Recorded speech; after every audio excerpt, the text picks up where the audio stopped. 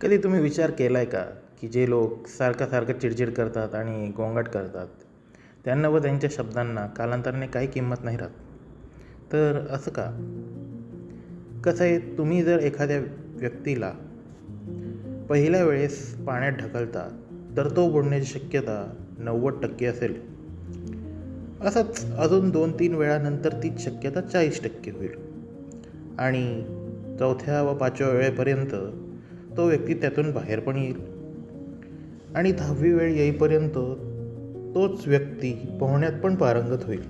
तर या उदाहरणाचं तात्पर्य असं की जर एखाद्या व्यक्तीला वारंवार घाबरवलं जात असेल तर कालांतराने त्याची भीती नाहीशी होते. याच उलट जी लोक खूप शांत असतात आणि कधीतरीच कारण असल्यामुळेच रागवतात आणि रागात सुद्धा सहसा जगजाहीररित्या रागाचं प्रदर्शन नाही करत, त्यांचा धाक कधीही कमी होत नाही.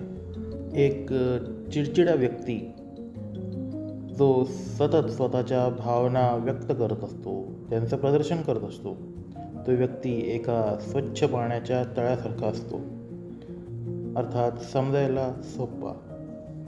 आणि जो व्यक्ती स्वतःवर कायम नियंत्रण ठेवून असतो तो माणूस एखाद्या दलदलीसारखा असतो, म्हणजेच समजायला जवळपास अशक्य. आणि अशाच लोकांच्या पाठी जग त्यांना समजून घेण्याच्या उत्सुकतेने फिरत असतं. पण अशी लोक स्वतःच्या खऱ्या रूपाला कधी बाहेरच पडून देत नाही, कारण त्यांचा मुखवटाच त्यांचा खरा चेहरा बनलेला असतो. माणूस कोणत्याही गोष्टीला फक्त तोपर्यंतच घाबरतो जोपर्यंत ती समजत नाही, कारण समज ही नेहमी आत्मविश्वासासोबतच येते. तुम्हाला एखाद्या सापाची भीती फक्त तोपर्यंतच वाटेल जोपर्यंत तो साप बिनविषारी असल्याची तुम्हाला खात्री नाही पटत. त्यानंतर तुम्ही त्या सापाला हाताने उचलून फेकताना सुद्धा विचार करणार नाही. चला भेटू पुढच्या वेळी.